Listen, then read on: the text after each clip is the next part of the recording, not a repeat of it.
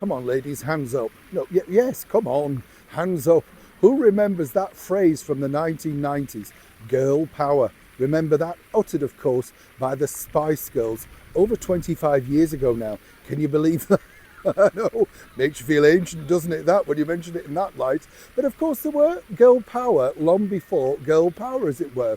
I remember another group who actually coined that phrase that I believe the Spice Girls stole it off. Who remembers Daphne and Celeste? Oyster Q, do you remember that song? Yes, they had that sort of catchphrase as well, but not as successful.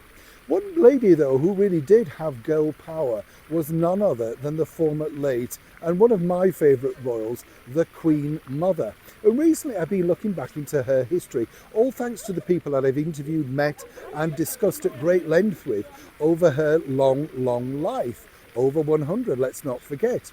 And when you talk to people, it's fascinating because you find certain things out. In particular, when it was her 90th birthday party at the very glamorous and newly refurbished Andrew Lloyd Webber owned Theatre Royal Drury Lane, well, big things really did happen on that spectacular night. There was a plethora of wonderful stars, literally everybody from Sir Roger Moore right through to the brilliant Anita Harris, who regaled them with her very famous Burlington Bertie from Bow. You know that song? Oh yes, it's a particular royal favourite, and one that started out, of course, in the music hall. But there was a bigger picture behind the scenes of that very special 90th birthday. A lot of people were really stunned at just how agile the late Queen Mother was, needing no assistance to mount the stairs at the Theatre Royal Drury Lane. But it was the stars that really captured the moment.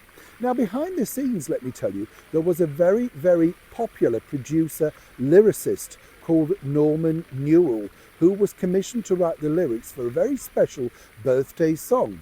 And he went along to meet the late Queen Mother to discuss exactly what she would like lyrically in this song. This is what happens behind the scenes.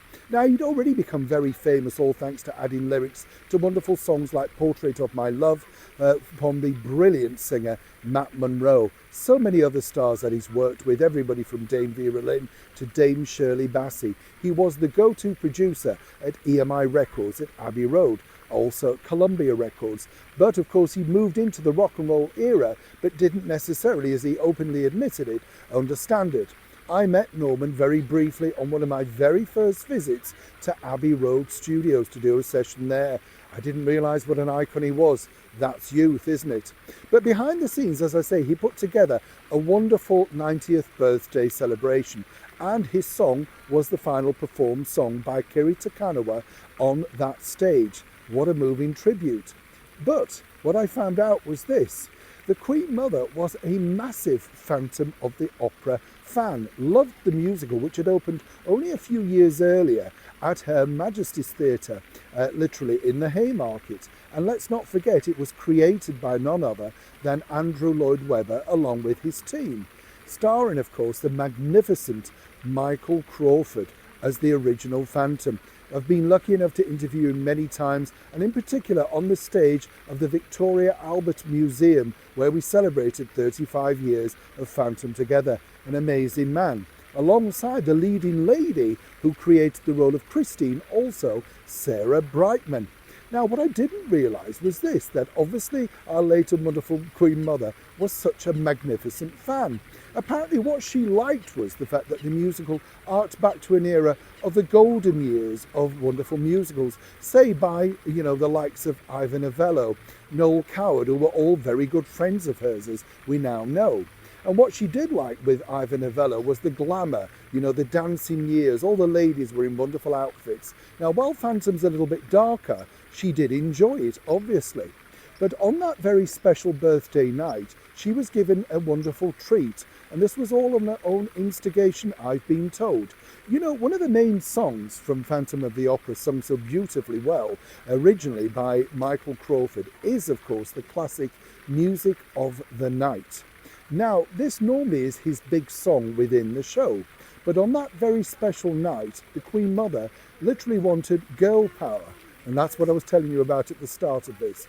And her girl power was that could it possibly be that Sarah Brightman could switch and actually sing Music of the Night, of which she did.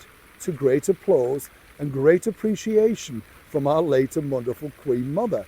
And when I say about that, the reason being is that she felt that she wanted the females to be a powerhouse on her 90th birthday. Sarah Brightman did an incredible job, but although she admitted to me she was slightly nervous because of course it wasn't necessarily her normal song to sing.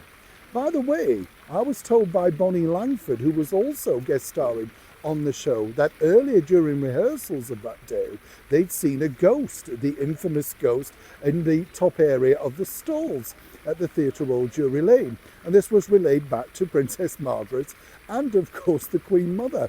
Now, rather than being shocked, apparently, the Queen Mother said, well, I do hope they enjoyed the show, and more importantly, joined in with the applause. It's been a splendid night. Not fazed by the fact that there could be a ghost at all.